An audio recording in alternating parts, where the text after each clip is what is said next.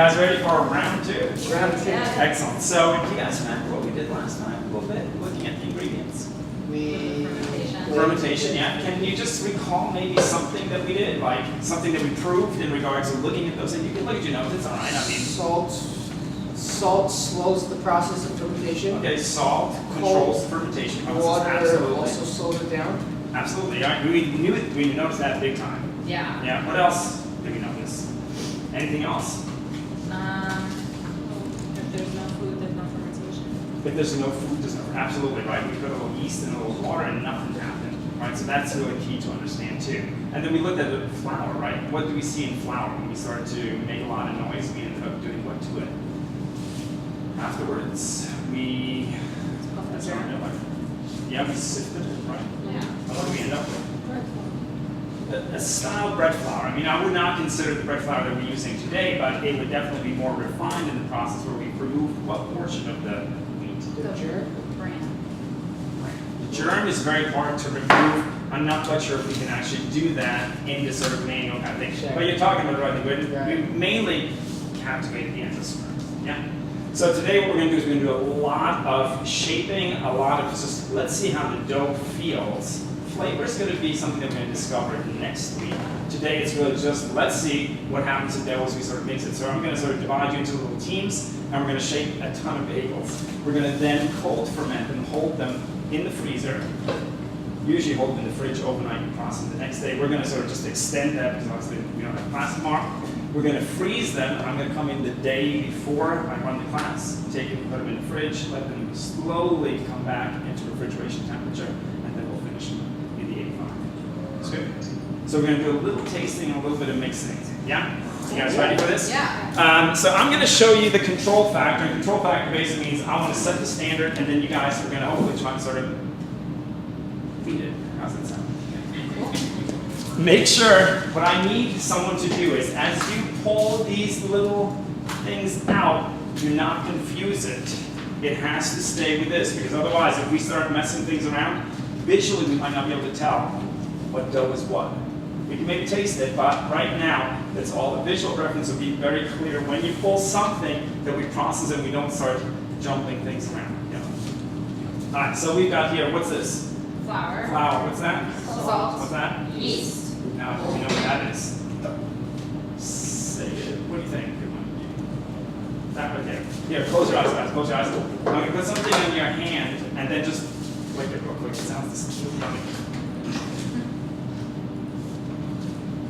Don't say it, just taste it real quick. It's not bad.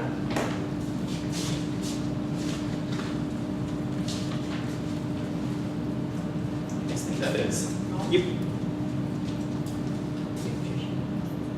Nutrition, what's that? Huh?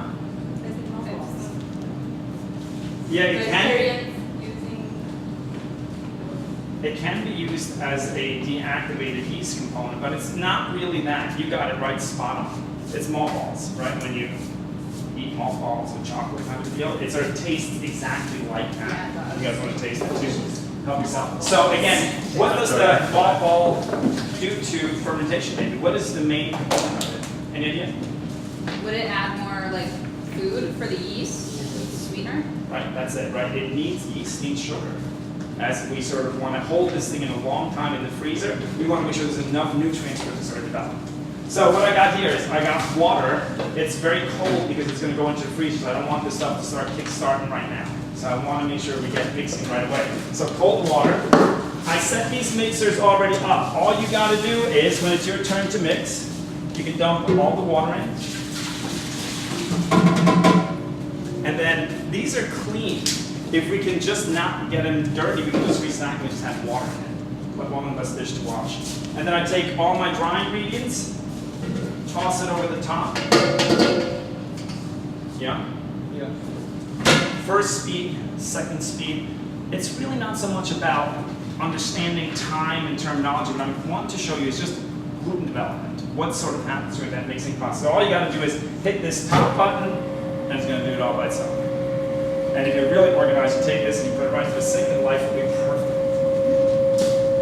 So So you already preset the whole. I pre-scaled everything, and the only reason I did that is usually I would let you do it, but if we make a mistake, then my whole test goes kaput, and we will not know what the problem is by the time we sort of end up next week, which could be a little bit of a problem. So again, it's all about controlling the situation right now. All right. So what we got going on here is dough mixing, right? Now this mixer is very tricky, it does not shut off. So this is a little liability issue, which I want to, when you're using this, I want to be here with you. Because when you open the lid, this mixer will stop. Yeah?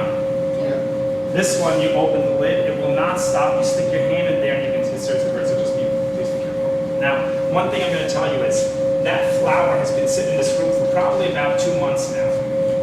I find it's a little bit on the dry side. So when I mix these first two doughs, I add a little bit of extra water to it. Being Swiss, that's probably the hardest lesson to learn, because we all of a sudden lose control of the standardized formulation, but we have to make sure there's enough liquid in there for those.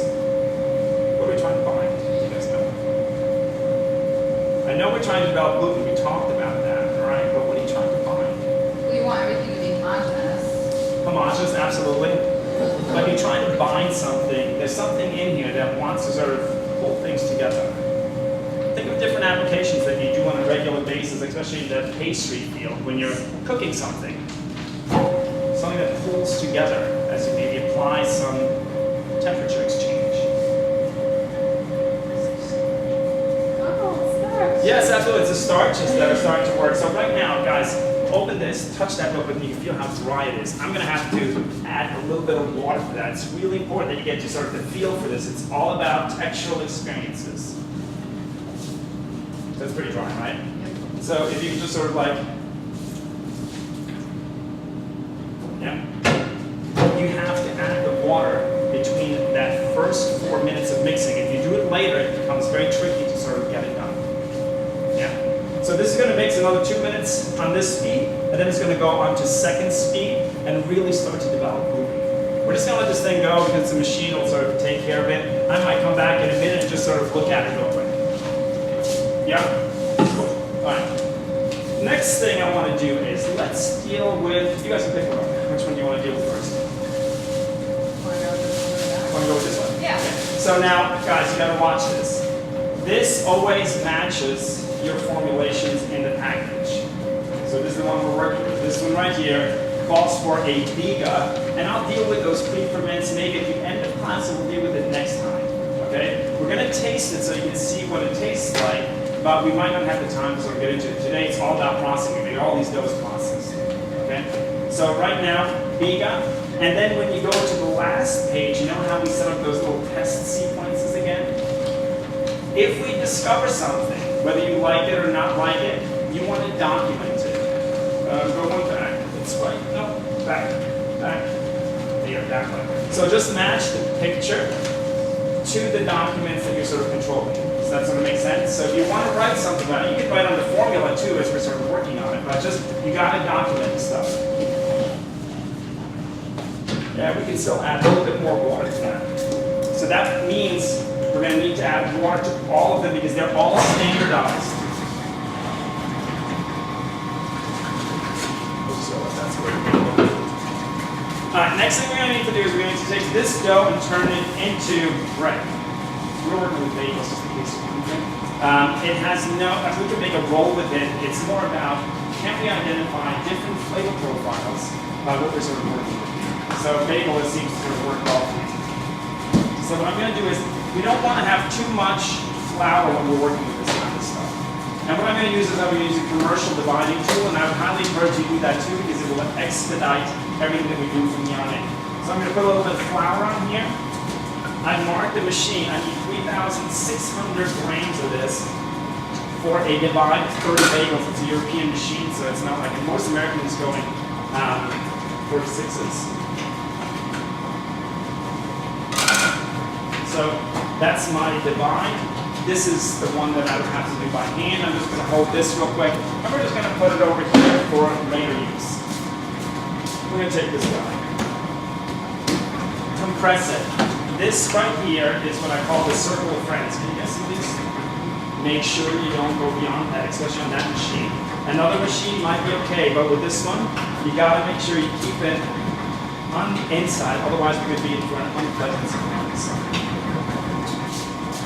Let me go check that machine.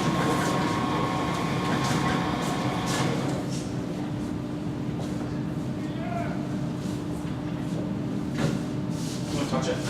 Touch it, and then just hit that second button again. The one on the 1, 2. See how it's still a little bit of a dry side? I mean, it would work, but I like it a little bit. Go 1 and then hit 2. There you go. Are you guys ready for this? Yeah. Under here. Do not get your hands under here. And this is really important. You get your hands under here. This is a safety feature. If this can't shut down, the machine shuts down. We just want to keep your fingers wet. When you put it in here, please make sure that you lock it into that little hole right here, and it's got to be inside of these little wings here. Otherwise, you're going to be in for a real unpleasant surprise. And then hit that. I like it with the visual ones better. You can see what's going on. This one is sort of like a little guesswork on it.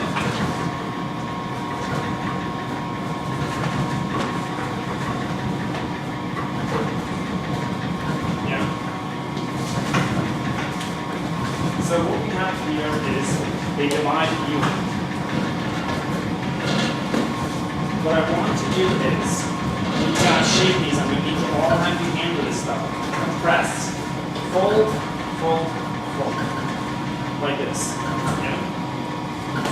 Like this, like this, like this, like this. Another way that you can do it, which is a little faster, is you take 2 and tuck them underneath. At the end, it's the same thing. Yeah? You guys want to try it? Just play with it a little bit. I'm just going to keep an eye on that. Mix over there. It's ready. I'll call you over here.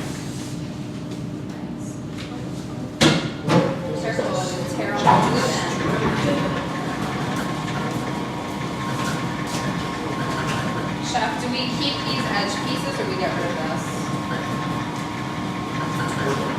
Because we're not really weighing the bagels. I mean, in a traditional situation where we're going to make it for production, we want to make sure that every bagel weighs a certain weight. The trick is that you guys are shaping these, just make sure you don't get them too long. As soon as you get them too long, it's going to be hard to shape afterwards into a bagel. Do you hear that pop right there, guys? Did you hear that? It's really important. When you can hear that, that usually means you got group development. So go ahead and do it again, just so you can hear. Yeah.